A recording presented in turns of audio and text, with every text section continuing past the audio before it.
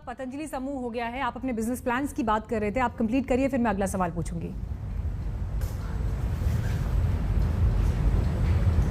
देखो मीनाक्षी जी, हमने corporate governance, professional working, पूरी ट्रांसपेरेंसी के साथ ये काम किया और लोगों के लिए आज पतंजलि इस रूप में मिसाल बना है कि यदि सच्चाई ईमानदारी से लोगों के फायदे को ध्यान में रख करके, मैं बार बार कहता हूं, हम व्यापार के लिए काम नहीं करते, हम उपचार और उपकार की भावना से पुरुषार्थ करते हैं और उससे भी जो अर्थ आता है उसको परमार्थ में लगाते हैं। और क्यों करते हैं?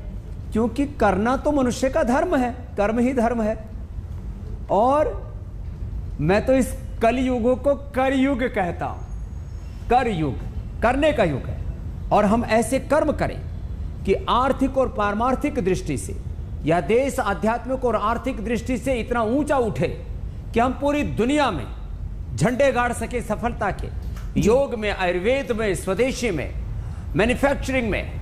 और आज ब्रांड की भी बात करें तो उसमें हमने झंडे गाड़ दिए और इस यात्रा को ऐसे आगे लेकर के चलेंगे। और मैं तो कहता हूं पतंजलि की तरह यदि हिंदुस्तान में मात्र 100 युवा खड़े हो जाएं, युवतियां खड़ी हो जाएं, 100 बड़े ब्रांड खड़े हो जाएं, तो हम इस देश की समृद्धि में, जैसे हमने पतंजलि का लक्ष्य बताया हुआ है कि हमको 1 लाख करोड़ की तो चैरिटी करनी है। आप सोच रहे इसके लिए कितना बड़ा काम करना है आने वाले 20-25 सालों में। अभी वैसे तो मैं 50 पार कर चुका हूं और 45 साल तो मुझे योग करते कराते हो गए। तो हमें इस देश को बहुत ऊंचाई तक लेकर के जाना है, योग और कर्मयोग के बल पर, पुरुषार्थ और परमार्थ के बल पर। स्वामी जी, मैंने देखो 18 घंटा काम करने की आदत जब देश को पड़ जाएगी, देश बहुत ऊंचा जाएगा। जो युग है ये कर युग है, लेकिन देखिए पेट्रोल पर भी इतना कर लग रहा है कि आम आदमी करा रहा है। इतने 30,000 करोड़ का टर्नओवर है। सरकार को कुछ सलाह देंगे पेट्रोल के दाम कुछ कम करने की, कुछ आम आदमी की मदद करें, उन्हें कुछ राहत दें। लगातार एक के बाद एक शतक लगता जा रहा है अलग अलग शहरों में पेट्रोल के दामों पर। जरूर सरकार को इसके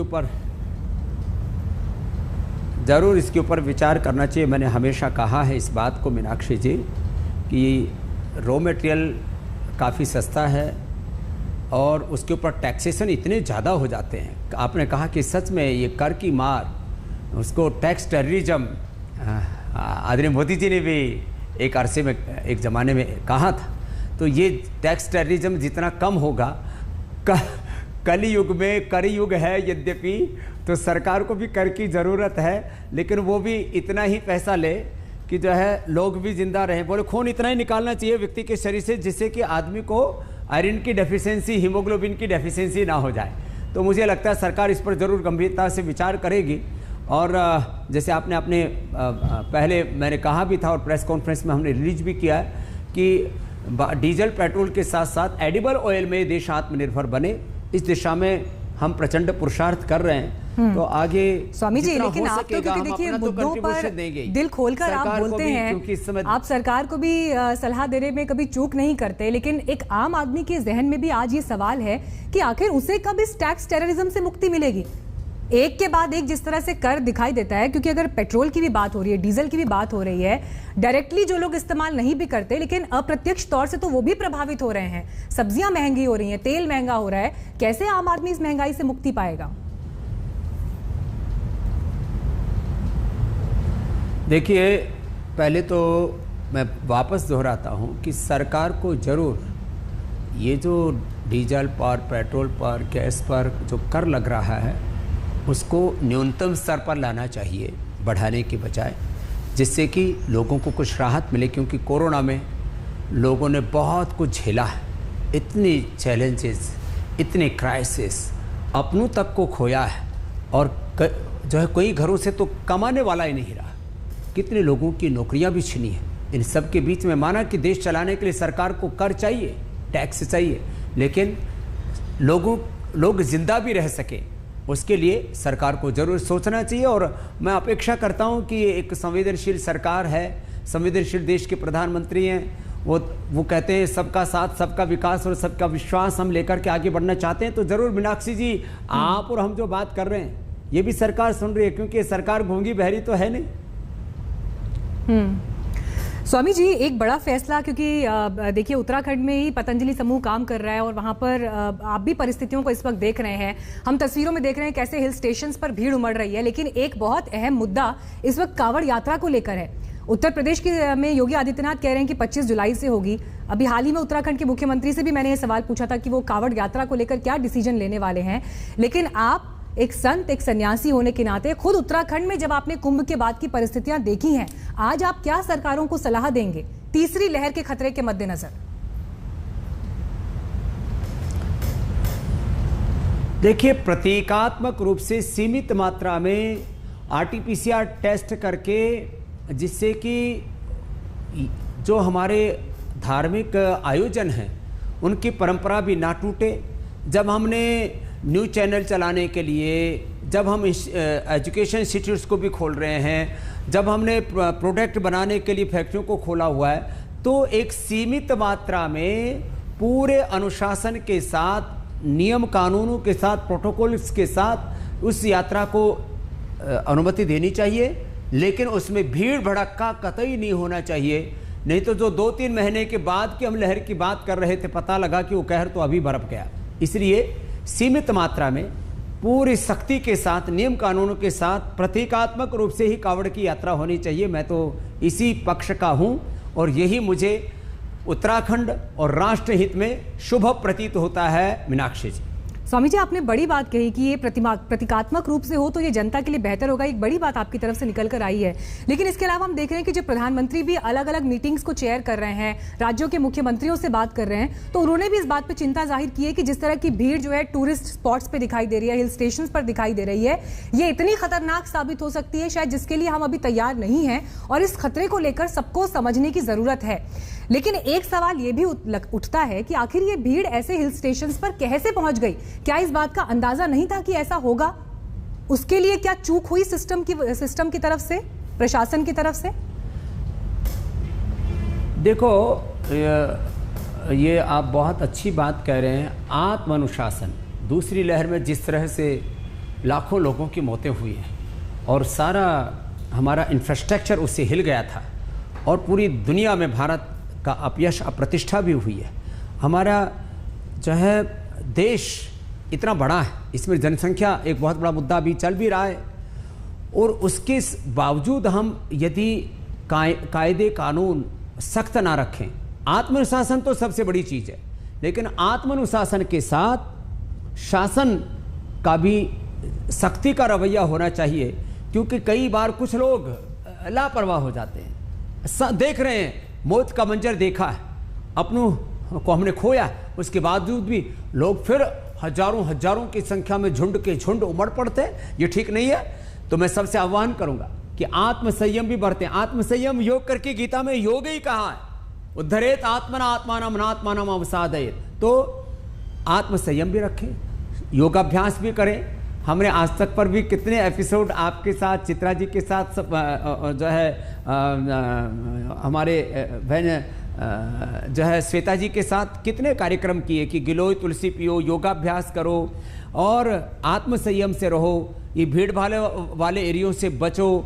और जहाँ पर भी आप बाहर निकलते हैं तो वहाँ पर भी बहुत तरह की सावधानियाँ बरतनी पड़ेंगी, नहीं तो तीसरी लहर के लिए हमें तैयार रहना होगा और उससे जान माल का जो नुकसान होगा बहुत बड़ी हानि, क्योंकि एक बार किसी के जाने के बाद उसको वापस आप लौटा नहीं सकते। ये इतना बड़ा खामियाजा होता है, ये कभी इसकी क्षतिपूर्ति, इसका कंपनसेशन भी नहीं है। इसलिए बहुत जागरूक रहना चाहिए मीनाक्षी जी, मैं तो यही कहूँगा सबसे।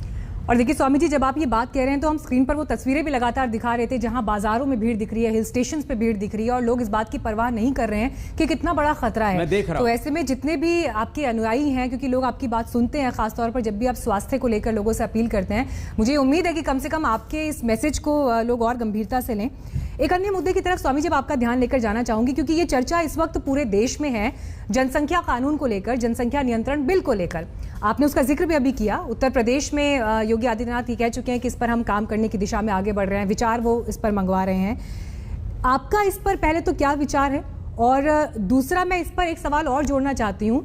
विपक्ष योगी आदित्यनाथ पर सीधे सीधे ये आरोप लगा रहा है कि चुनावी स्वार्थ साधने के लिए जनसंख्या कानून, जनसंख्या बिल की बात चुनावों से 6-7 महीने पहले हो रही है।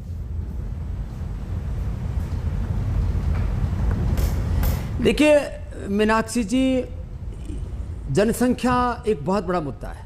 मैंने ऑस्ट्रेलिया को देखा है, ऑस्ट्रिया को देखा है, यूरोप को देखा है, अमेरिका को, कनाडा को देखा है। उन देशों में 2 से 3 गुना हमसे ज़्यादा ज़मीन है, हमसे ज़्यादा संसाधन है, समृद्धि है, इंफ्रास्ट्रक्चर है, सब कुछ है। उसके बावजूद इनकी आबादी कितनी है? 2-3 करोड़ से लेकर के अमेरिका जैसे देशों की अधिकतम, ब्राज़ील जैसे देशों की 20, 25, 30 करोड़ में सारी दुनिया के बड़े बड़े देश सिमट जाते हैं, जिनकी 3-3 गुना हमसे ज़्यादा ज़मीनें हैं, 5-5, 10-10 गुना जिनके पास में संसाधन है, रिसोर्सेज हैं अलग अलग प्रकार के। हम बेहताशा कब तक ये आबादी बढ़ाते रहेंगे? इसलिए इसके 3 पक्ष हैं। एक, लोगों के पास समृद्धि होनी चाहिए, लोगों को शिक्षा होनी चाहिए। शिक्षा और समृद्धि के अभाव में भी हमने देखा है ये लोग ज़्यादा बच्चे पैदा करते हैं। दूसरा, लोगों में आत्मानुशासन, जागृति होनी चाहिए, लेकिन कानून के बिना भी बात नहीं बनेगी। मैंने कहा ना, आत्मानुशासन और शासन दोनों को साथ साथ काम करना पड़ता। कुछ लोग मानते नहीं, कानून बनाने के बाद भी उसका पालन नहीं करते, तो फिर उनको दंडित करने के या सुविधाओं से वंचित करने के ऊपर भी हमें कानून बनाने पड़ेंगे। इसलिए एक तरफ लोगों को, सबको शिक्षा मिले, सबको स्वास्थ्य मिले, सबको समृद्धि मिले, ये एक बात है, तो दूसरी तरफ कानून भी बने, तीसरी तरफ कानून को जो न माने उनको किसी न किसी प्रकार से सुविधाओं से वंचित किया जाए या किसी न किसी प्रकार से उनको दंडित किया जाए। और सबसे बड़ी बात तो यह है कि हर आदमी को सोचना चाहिए कि आज 135 करोड़ का भारत है, इसमें ज़मीनें कम पड़ रही हैं, हेल्थ, एजुकेशन, सारे रिसोर्सेज कम पड़ रहे हैं। आखिर कब तक इस देश को ऐसे आबादी के बोझ से दबाते रहेंगे?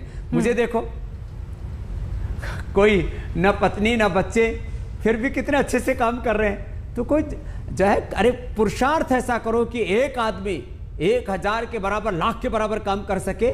ऐसे प्रोडक्टिव, इनोवेटिव, सृजनात्मक, उत्पादक, गुणात्मक हम अपनी आबादी को बढ़ाएं, वो इस देश के लिए हितकर होगा। मीनाक्षी जी, स्वामी जी, लेकिन जब जनसंख्या कानून को लेकर बात हो रही है, उसकी मांग भी उठ रही है, तो ये मुद्दा राजनीति के दायरे में भी आता हुआ दिख रहा है। और जिस तरह का हमने रिएक्शन यूपी में देखा, वो तो एक तरफ, लेकिन उससे आगे अब बात हो रही है कि राज्यसभा में प्राइवेट मेंबर बिल लाया जाएगा। या हम बिहार की तस्वीर देख रहे हैं, जहां सीधे सीधे मुख्यमंत्री नीतीश कुमार ये कह रहे हैं कि सिर्फ कानून बनाने से क्या होगा, जबकि वो तो खुद एनडीए के सहयोगी हैं। तो ऐसे में सवाल ये उठता है कि अगर एनडीए के बीच भी इसे लेकर अगर क्लैरिटी नहीं है या मतभेद दिखाई दे रहा है, तो इस पर आगे की राह कितनी सुगम होगी, ये तो, इस पर तो प्रश्न चिन्ह है ही। देखो, अपना एक चुनावी एजेंडा है, राजनीतिक दलों का एक ध्रुवीकरण का भी एजेंडा है, लेकिन मैं तो मानता हूं सबसे पहले राष्ट्रहित होना चाहिए। और किसी भी राजनीतिक पार्टी को, कोई भी किसी भी प्रकार की इसमें सांप्रदायिकता को और किसी भी प्रकार की जो एक राजनीतिक का ओछापना है, उसको सम्मिलित नहीं करना चाहिए। जब सारा देश इस बात से सहमत है, आदरणीय शरद पवार जी से पूछो, आप नीतीश कुमार जी से पूछो, किसी से भी आप बात करेंगे, इस देश का कोई भी समझदार, विवेकशील, प्रबुद्ध जो नागरिक है या नेता है या किसी भी फील्ड की जो बड़ी हस्ती, आप उससे पूछेंगे देश में हकीकत क्या है, ग्राउंड रियलिटी क्या है। जनसंख्या नियंत्रित तो होनी चाहिए, जनसंख्या नियंत्रण कानून भी होना चाहिए। मैंने तो कहा जागरूकता भी होनी चाहिए, लोगों के पास शिक्षा, स्वास्थ्य, समृद्धि भी होनी चाहिए। अनएम्प्लॉयमेंट है, जो है एजुकेशन ना होना है, ये सारी चीज़ें इसमें कारण है। लेकिन इसको कतई राजनीतिकीकरण नहीं होना चाहिए जनसंख्या वाले मुद्दे का। कभी किसी भी प्रकार से इसको किसी सांप्रदायिक चश्मे से देखने की जरूरत नहीं है। विशुद्ध रूप से राष्ट्रीय नीति का, राष्ट्रहित का मुद्दा है, और राष्ट्रहित, राष्ट्र धर्म, वो तो सर्वोपरि होना ही चाहिए किसी भी कीमत पर। मीनाक्षी जी, स्वामी जी, देखिए, जब आप ये बात कह रहे हैं उसी समय हम नीतीश जी की भी तस्वीर दिखा रहे थे, क्योंकि उन्होंने ये कहा कि सिर्फ कानून बनाने से कुछ नहीं होगा, इस पर और बड़े विचार के साथ सोचने की जरूरत है। लेकिन एक लाइन और कह गए कि महिलाओं को और जागरूक करना होगा, लेकिन उन्हीं के साथ सरकार में काम करिए जो उप मुख्यमंत्री हैं, डिप्टी सीएम है रेणु जी, वो ये कह रही हैं कि महिलाओं को ही सिर्फ साक्षर नहीं करना है, पुरुषों को भी साक्षर करना है। तो हिसाब यहाँ पर बराबरी का है।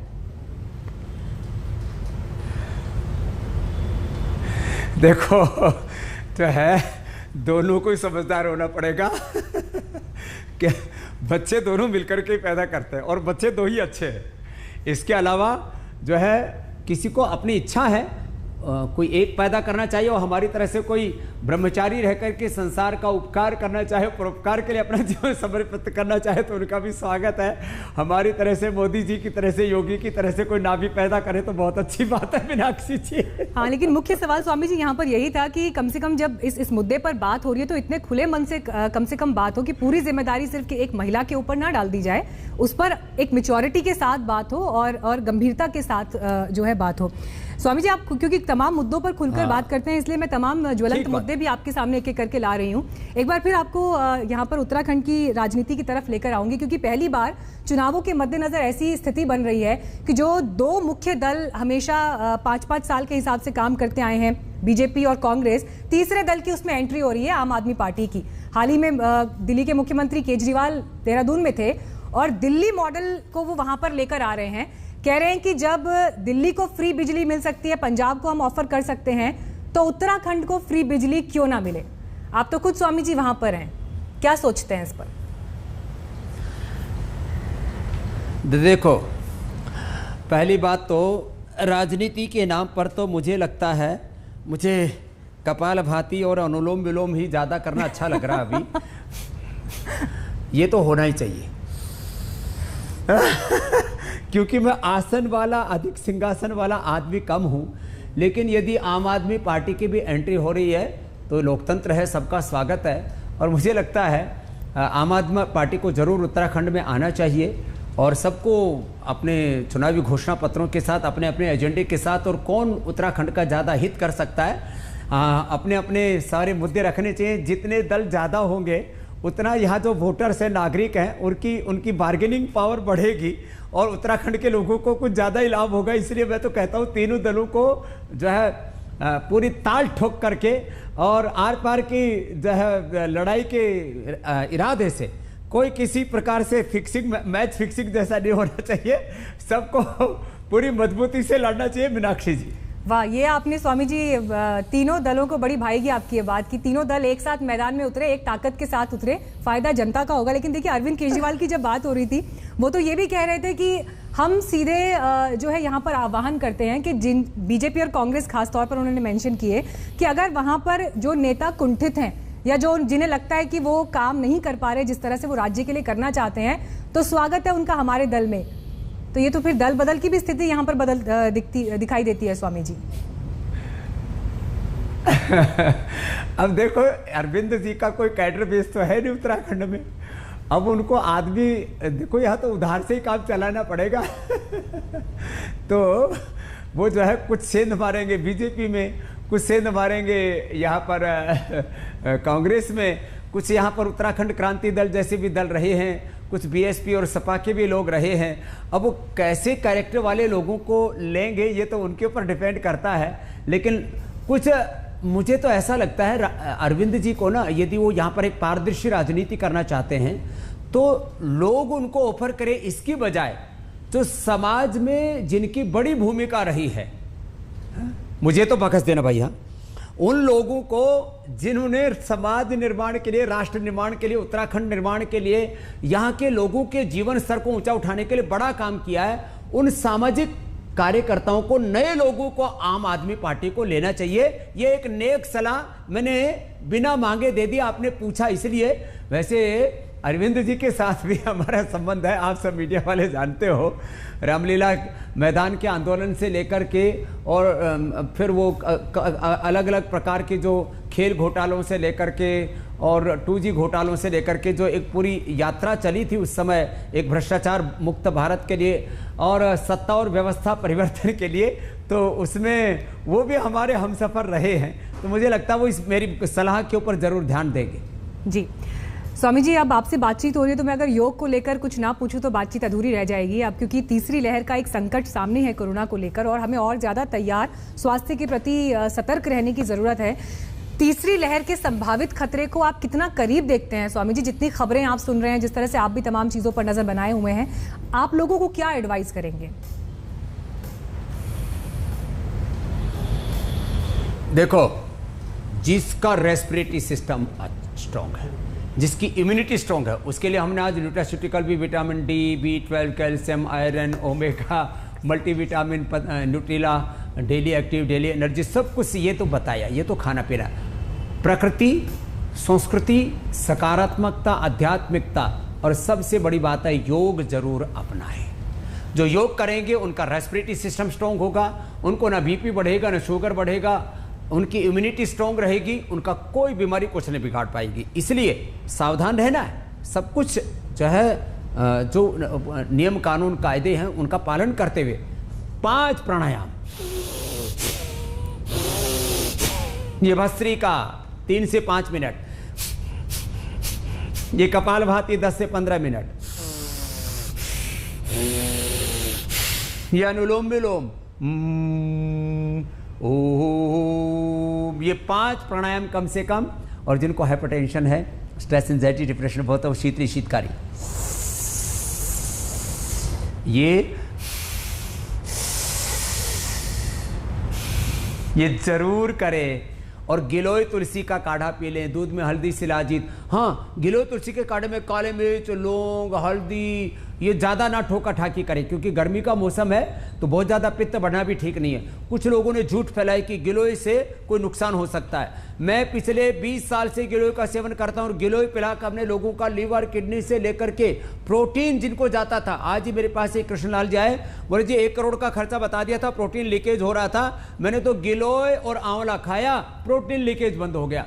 लीवर, किडनी से लेकर के मैंने लोगों का फैटी लिवर, लिवोग्रिट, लिवामृत, सर्वकल पिला करके ठीक किया है, गिलोय पिला करके ठीक किया। इसलिए ये साधारण जो आयुर्वेद की जड़ी बूटियां हैं, पेड़ पौधे, वनस्पतियां हैं, इनका प्रकृति, संस्कृति, सकारात्मकता, आध्यात्मिकता, योग करें। सुबह सुबह 1 घंटा सबने योग कर लिया और दिन भर मेहनत करें, थोड़ा सावधानी पूर्वक जीवन जिए, तो किसी भी प्रकार की कोई हानि नहीं होगी। और मैं आपके सामने खड़ा हूं, आप तो मुझसे मिलके भी गई हैं, बीच में इंटरव्यू के लिए आई थी मीनाक्षी जी। जी जैसे मैं पूर्ण स्वस्थ हूं, no BP, no sugar, no stress, no anxiety, no depression, health और हैप्पीनेस के साथ जीवन जिए, बस ये मेरा आह्वान है मीनाक्षी जी सबसे। जी स्वामी जी, बरसात का मौसम आ रहा है, कुछ अगर टिप्स आप देना चाहें लोगों को। बड़ी मुश्किल से वैसे दिल्ली एनसीआर में बरसात हुई है, लेकिन उत्तराखंड में आप तो भयंकर बारिश झेल रहे हैं। तो डेंगू, चिकनगुनिया बहुत बढ़ रहा है। इसमें ज्वरनाशक क्वाथ, ज्वरनाशक वटी, सुदर्शन घनवटी, त्रिभुवन कीर्ति रस आदि घर में रखना चाहिए। अच्छी चीज़ें जितना हो सके पानी घर में ना भरने दे। साफ पानी में डेंगू पैदा हो जाता है, फिर बहुतों को चिकनगुनिया आदि हो जाता है। और उसके लिए भी हमने यद्यपि कैशको गुल, चंद्रप्रभा वटी, डेंगू नील जैसी औषधियाँ बना करके इलाज तो कर दिया है, लेकिन फिर भी किसी का प्लेटलेट आदि घट जाए या मलेरिया आदि हो जाए, किसी को डेंगू, चिकनगुनिया आदि हो जाए, कोई फीवर हो जाए, या किसी को टाइफाइड आदि हो जाए, तो खूब कला, मुनक्का, अंजीर, उसका काढ़ा बना करके पी लें। गिलोय तुलसी तो सब प्रकार के ज्वर के लिए, और सुदर्शन घनवटी और ज्वरनाशक वटी क्वाथ तो सबके लिए है ही। किसी को निमोनिया हो जाता है, कफ बिगड़ता है, ये सब चीज़ें होती है, तो स्वासारी गोल्ड ले लें और पंचकोल और स्वासारी उबाल करके पी लें। तो ये बरसात के मौसम में भी आपके भीतर कोई उथल पुथल नहीं होगी, चाहे जैसी परिस्थिति हो, चाहे जैसी मनस्थिति हो, चाहे जितनी चुनौतियां हो, आप योग करेंगे तो इस पथ के अंदर जितनी भी बाधाएं उनको पार कर लेंगे और आप हमेशा स्वस्थ और प्रसन्न चित्त रहेंगे। ये मैं सबसे आह्वान करता हूं मीनाक्षी जी। जी अब स्वामी जी, बस एक आखिरी सवाल मैं आपसे और लूंगी, यहाँ पर थोड़ा और समय आपका ले रही हूँ, क्योंकि जो तस्वीरें हमने अभी दिखाई जिसमें हम देख रहे हैं कि उत्तराखंड के कितने बड़े बड़े हाईवेज हैं या पहाड़ का पूरा हिस्सा आके मलबा गिर रहा है, ये तस्वीरें हर मौसम में हम इस तरह से देखते हैं।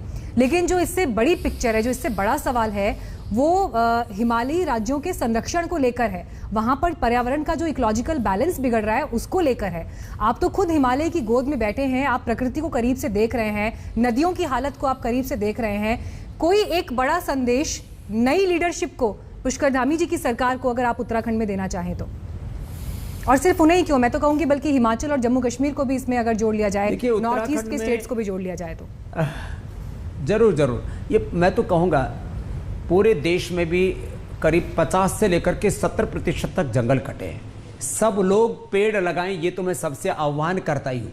और हम तो 4 अगस्त को पूज्य आचार्य भाषण जी का जन्मदिन मनाते हैं, तो पेड़ विशेष रूप से लगाते हैं आप ये जो हमारे साथ देख रहे हैं, हमने तो ये गमलों के अंदर ये लगाई हुई, देखो हल्दी है, ये जो है लेमन ग्रास है, गोखरू है, और हमने तो गमले के अंदर जो है ये मकई लगा रखी है, ये गमले के अंदर है, देखो आप। तो लोग पेड़ जरूर लगाएं। एक आह्वान की तरह हमने 1 लाख पेड़ लगाने का संकल्प लिया हुआ है। ऐसे पेड़ लगाएं, प्रकृति बचाएं, पर्यावरण को बचाएं, क्योंकि प्रकृति हमारी माँ है, और यदि माँ के ऊपर प्रहार होता है तो उससे बेटा विफल हो जाता है।